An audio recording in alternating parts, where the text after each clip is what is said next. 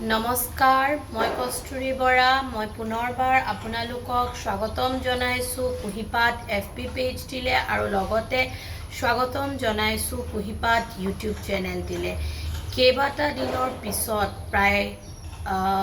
20-25টা দিনৰ পিছত মই আপোনালোকৰ মাজলৈ ভিডিঅ' লৈ আহিছোঁ। খুবেই বেছি দুখিত। কিছুমান শাৰীৰিক আৰু মানসিক ষ্ট্ৰেছ মোৰ জীৱনতো নথকা নহয় বা নহা নহয়। সেয়ে মই কেইবাটা দিন বিৰতি লৈহে ভিডিঅ' বনাবলৈ আগবাঢ়িছোঁ। কিন্তু আজি মই আপোনালোকৰ মাজলৈ এটা বিশেষ টপিক লৈ আহিছোঁ। ডেফিনেটলি টপিকটো ইনফৰ্মেটিভ হয়। আমি প্ৰত্যেকজন মানুহে জীৱনত ট্ৰমা পাওঁ, কিন্তু আমি জীৱনত পোৱা চাইল্ডহুড বা আমাৰ শিশু অৱস্থাত পোৱা ট্ৰমাই আমাৰ জীৱনত কিমান বেছি প্ৰভাৱ বিস্তাৰ কৰে সেই সম্পৰ্কে এই ভিডিঅ'টিত মই লৈ আহিছোঁ। হ'ব পাৰে মই আগতো কম বেছি পৰিমাণে ট্ৰমা সম্পৰ্কে কিছুমান ইনফৰ্মেশ্যন প্ৰভাইড কৰিছোঁ, যদিও এই ভিডিঅ'টিত মই আজি যিমান পাৰোঁ সিমান কিছুমান লাইফ ৰিলেটেড ট্ৰমাই মানুহক কিমান বেছি ব্যতিব্যস্ত কৰি তোলে তেনেধৰণৰ কিছুমান কথা লৈ আহিছোঁ। আমি প্ৰত্যেকজন ব্যক্তিয়ে যে জীৱনত ট্ৰমা পাম সেয়া সত্য বা সেয়া আমি জানো, বা একৰ্ডিং টু পিলাৰ লেভিনৰ মতে সেই ট্ৰমা আমি স্বাভাৱিকভাৱে জীৱনত পামেই কম বেছি পৰিমাণে। কিন্তু আমাৰ জীৱনত পোৱা ট্ৰমাবোৰে যাতে আমাক গোটেই জীৱন বন্দী কৰি ৰাখিব নোৱাৰে বা গোটেই জীৱন যাতে আমি সেই ট্ৰমাত বন্দী হৈ থাকিব নালাগে বা আমি তাৰ কাৰণে চিন্তা কৰিব লাগে বা সেইখিনি আমি কৰাটো প্ৰয়োজনীয়। এতিয়া আমি যেতিয়া চাইল্ডহুড ট্ৰমা কিছুমান পাওঁ বা আমাৰ যেতিয়া জীৱনত নাভাবিবলগীয়া সময়ত কিছুমান ষ্ট্ৰেছ পাওঁ, সেই ষ্ট্ৰেছে আমাৰ শৰীৰত খুব বেছি প্ৰভাৱ বিস্তাৰ কৰে। ট্ৰমা যেনেকুৱা ধৰণৰে নহওক, ট্ৰমা আমাৰ ইম'চনেল আৱেগিক ট্ৰমা হ'ব পাৰে বা নতুবা ট্ৰমা আমাৰ ছেক্সুৱেল লাইফত যৌন সংক্ৰান্তত বিষয়ক লৈও আমি ট্ৰমা ফেচ কৰিব পাৰোঁ, নতুবা ট্ৰমা আমি বহুত ক্ষেত্ৰত সেই ট্ৰমা আমাৰ শাৰীৰিক বা মানসিক ট্ৰমাও হ'ব পাৰে। ট্ৰমা যেনেকুৱা ধৰণৰে নহওক কিয়, সেই ট্ৰমায়ে আমাৰ শৰীৰৰ লগতে আমাৰ যি নাৰ্ভাছ ছিষ্টেম, মানসিক স্বাস্থ্য বা মস্তিষ্কটো খুব বেছি পৰিমাণে প্ৰভাৱ বিস্তাৰ কৰে। আমাৰ যেতিয়া জীৱনত ট্ৰমা ফেচ কৰোঁ আমি শিশু অৱস্থাত বা কৈশোৰ অৱস্থাত, তেতিয়া আমাৰ মিড ব্ৰেইনত এমিগডেলা নামৰ যি মস্তিষ্কত অংশ আছে, সেই অংশটো খুব বেছি ছুপাৰ এক্টিভ মানে অভাৰ এক্টিভ হৈ যায়, যাৰ ফলত আমি প্ৰত্যেকটো সময়তে ফ্লাইট এণ্ড ফ্লাই মুডত থাকোঁ। মানে ইয়াতো আমি ফাইট কৰিম, ইয়াতো আমি সেই চিটুৱেশ্যনটোৰ পৰা পলাই যাম। এতিয়া যেতিয়া আমি প্ৰত্যেকটো সময়তে ফ্লাইট এণ্ড ফ্লাই মুডত থাকোঁ, তেতিয়া আমাৰ সেই মিড ব্ৰেইনৰ এমিগডেলা অংশত খুব বেছি পৰিমাণে প্ৰেছাৰ পৰে আৰু সেই প্ৰেছাৰৰ কাৰণে প্ৰত্যেকটো সময়ত আমাৰ এমিগডেলা পাৰ্টটো খুব বেছি এক্টিভ হৈ থাকে আৰু যাৰ ফলত আমাৰ অটো ইমিউনো কিছুমান ডিজিজ আমাৰ জীৱনত আহে। আমি যিবোৰ ডিজিজ বংশানুক্ৰমিক বা হেৰিডিটি ফেক্টৰক লৈ হয়, তাক বাদ দি যদি কোনোবা ইণ্ডিভিজুৱেলৰ জীৱনত কিছুমান ডিজিজ যেনে কাৰ্ডিঅ'ভাস্কুলাৰ ডিজিজ, যেনে stress related any type of disease বা শৰীৰৰ ফিজিকেল ৰিলেটেড ধৰক hormonal imbalance disease, diabetes, migraine ইত্যাদি ধৰণৰ এংজাইটি ৰিলেটেড ডিজিজ যদি আমি লাইফৰ যিকোনো সময়ত হয় বা যিখিনি হেৰিডিটি ফেক্টৰৰ কাৰণে এজন ইণ্ডিভিজুৱেলৰ নহয়, সেই ধৰণৰ ডিজিজবোৰ আমাৰ বহু ক্ষেত্ৰত ট্ৰমাৰ কাৰণে হয় বুলি ক'ব পাৰি বা ট্ৰমায়ে সেই ধৰণৰ ডিজিজবোৰ আমাৰ লাইফত দি যায় বা তেনেকুৱা ধৰণৰ ট্ৰমাৰ কাৰণে আমি সেই ধৰণৰ ডিজিজসমূহ ফেচ কৰিবলগীয়া হয় এতিয়া বহুতবোৰ ৰিচাৰ্চ বেলি এণ্ড পলাৰৰ ৰিচাৰ্চৰ মতে জানা যায় যি ধৰণে আমাৰ ট্ৰমাবোৰে বা চাইল্ডহুড বা এডলেসেন্স ট্ৰমাই আমাৰ শৰীৰত এফেক্ট কৰে বা মস্তিষ্কৰ নাৰ্ভাছ ছিষ্টেমত এফেক্ট কৰে ঠিক তেনেদৰে আমাৰ মস্তিষ্কৰ নাৰ্ভাছ ছিষ্টেমত খুব বেছি পৰিমাণে এক্টিভলি কাম কৰি থকা যিটো আমাৰ হিপোকেম্পাছ ভাগ আছে বা অংশ আছে সেই অংশটো সদায় নতুন নতুন বস্তু স্কিলছ বা আমাৰ যিটো কগনিটিভ ডেভেলপমেণ্ট মেমৰি ৰিজনিং বা অপৰচুনিটি ৰিলেটেড কথাবোৰ চিন্তা কৰিব পাৰে সেই হিপোকেম্পাছ পাৰ্টটো তাৰ বহু পৰিমাণে ট্ৰমাৰ কাৰণে ইফেক্ট হোৱা দেখা যায় এই হিপোকেম্পাছত যেতিয়া এজন ইণ্ডিভিজুৱেলৰ কোনো ধৰণৰ ট্ৰমাৰ কাৰণে এফেক্ট পৰে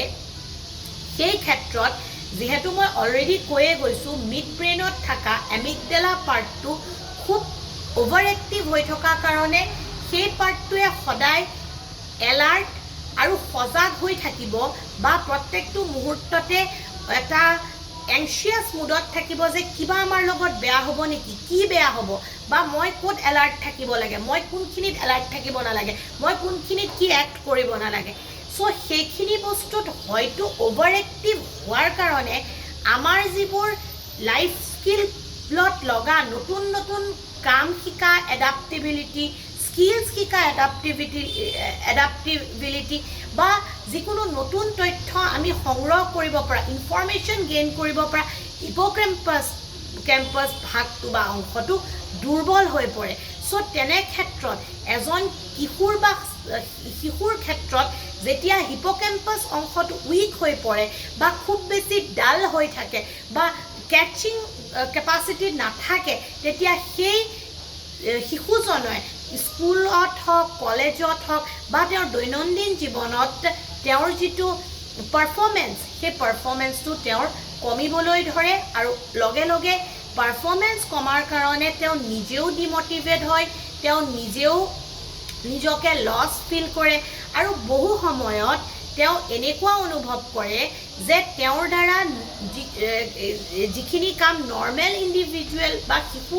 এজনে কৰে তেওঁৰ দ্বাৰা সেইখিনি নহয় বা কম ছাকচেছফুল হোৱাৰ কাৰণে বা তেওঁ সমানে সেই এটেনশ্যন আৰু এপ্ৰিচিয়েশ্যন নোপোৱাৰ কাৰণে তেওঁ নিজকেও বহু পৰিমাণে ছ'চিয়েলি উইথড্ৰয়েল কৰি লৈ যাক আমি পনিং বুলি কওঁ পনিং বিহেভিয়াৰ তেওঁ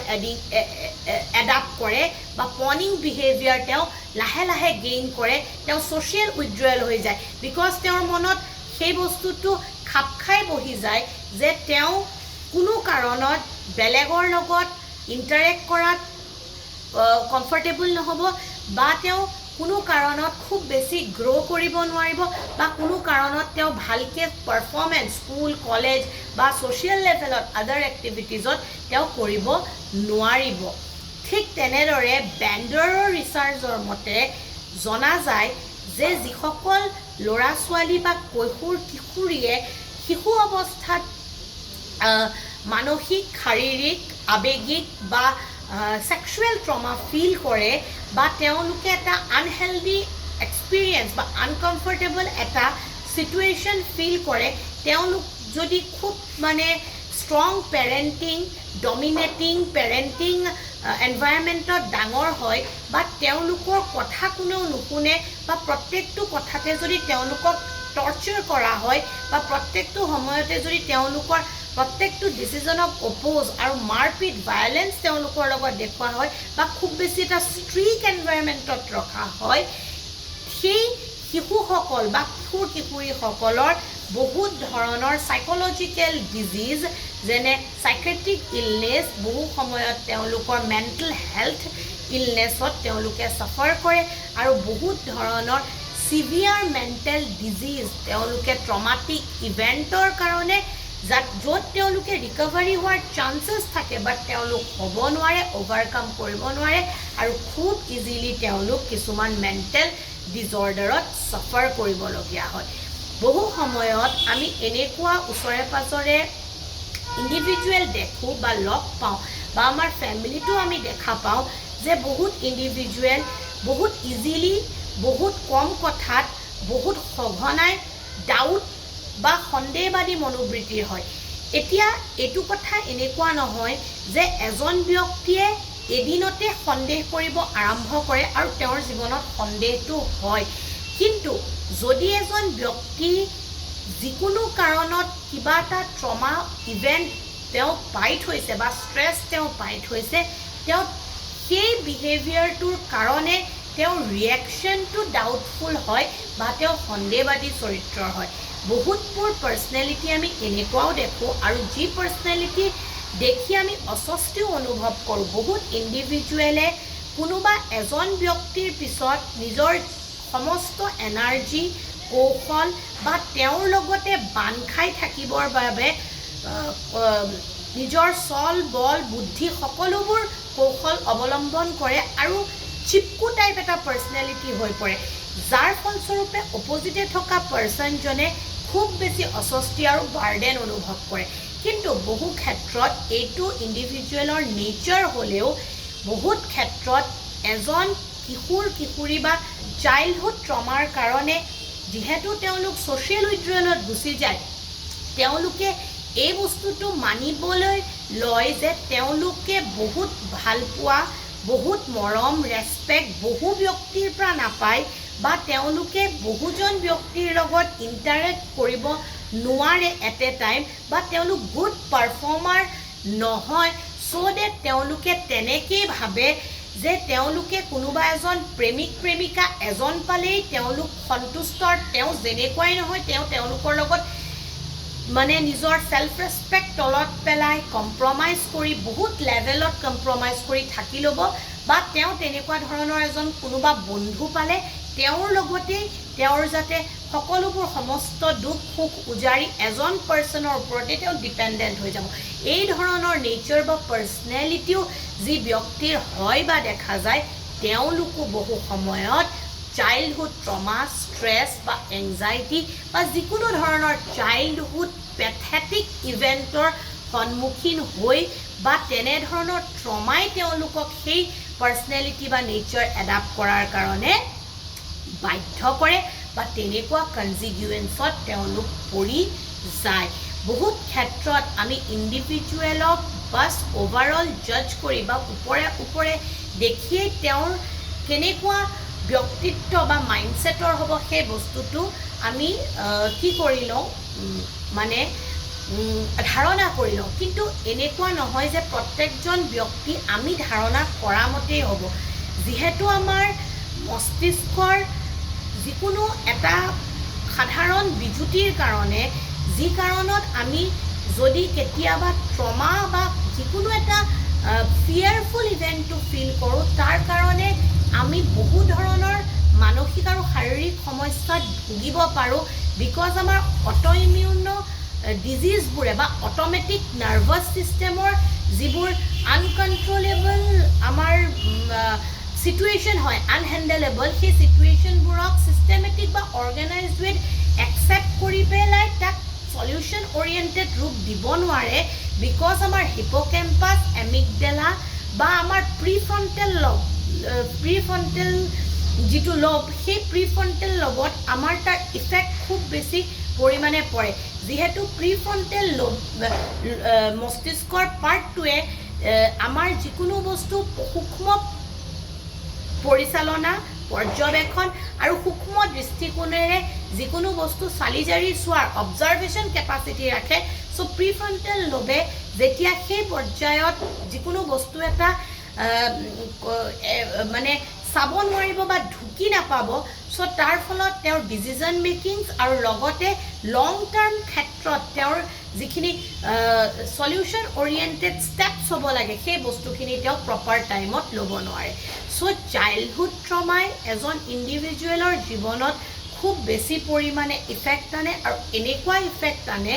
যাৰ ফলস্বৰূপে এজন ইণ্ডিভিজুৱেল শাৰীৰিক আৱেগিক মানসিকভাৱে দুৰ্বল হয় আৰু যাৰ ফলত সেই ইণ্ডিভিজুৱেলজনৰ খুবেই বেছি কষ্টকৰ হয় পৰৱৰ্তী জীৱনত তেওঁ আগবাঢ়ি যোৱাত আৰু পৰৱৰ্তী সময়ত কোপিং স্কিলৰ সহায়ত জীৱনটো লৈ যোৱাত বিকজ তেওঁলোকৰ মাজত এডজাষ্টমেণ্ট কোপিং স্কিল বা তেওঁলোকে লাইফ চিটুৱেশ্যন হেণ্ডেলিং কৰিব পৰা কেপাচিটি একেবাৰে লুজ কৰি দিয়ে মই আশা কৰোঁ আপোনালোকে মোৰ এনেবোৰ ভিডিঅ' চাই ভাল পায় আৰু ভৱিষ্যতেও ভাল পাই গৈ থাকিব এই ভিডিঅ'টোৰ ছেকেণ্ড পাৰ্ট এটা মই অৱশ্যে আনিম যে কেনেকৈ চাইল্ডহুড ট্ৰমা বা ট্ৰমেটিক ইভেণ্টক আমি অভাৰকাম কৰিব পাৰোঁ আৰু লগতে কিবোৰ বিশেষ ৰিজনৰ কাৰণে আমি আমাৰ চাইল্ডহুড ট্ৰমা বা ট্ৰমেটিক ইভেণ্টবোৰক কগনিটিভ ডিষ্টৰশ্যনৰ কাৰণে আমি কেতিয়াও তাক অভাৰকাম কৰিব নোৱাৰোঁ চ' আশা কৰোঁ আপোনালোকে মোৰ এনেবোৰ ভিডিঅ' চাই যদি ইনফৰ্মেশ্যন পায় বুলি ভাবে তেন্তে কুঁহিপাত FB পেজটো আপোনালোকে লাইক কৰিব ফ'ল' কৰিব সাবস্ক্ৰাইব কৰিব বেল আইকনটো প্ৰেছ কৰিব ঠিক তেনেদৰে ইউটিউব চেনেলটিটো আপোনালোকে মোক ফ'ল' বাটনটো প্ৰেছ কৰিব লাইক কমেণ্ট শ্বেয়াৰ গোটেইখিনি কৰিব তেতিয়া আপোনালোকে মোৰ ইমিডিয়েট নটিফিকেশ্যন ৰিচ কৰিব পাৰিব আজিলৈ আহিছোঁ পুনৰ এটি নতুন ভিডিঅ'ৰ সৈতে আপোনালোকক পোৱাৰ প্ৰতিশ্ৰুতিৰে আপোনালোক সুস্থ থাকক সবল থাকক সুখী থাকক হাঁহি থাকক সম্পৰ্কবোৰ মধুৰ আৰু সম্পৰ্কৰ মাজৰ এনাজৰীডাল মজবুতকৈ বান্ধি ৰখাৰ প্ৰয়াস কৰি গৈ থাকক Thank you so very much giving your valuable time to watch my video. Har Har Mahadev.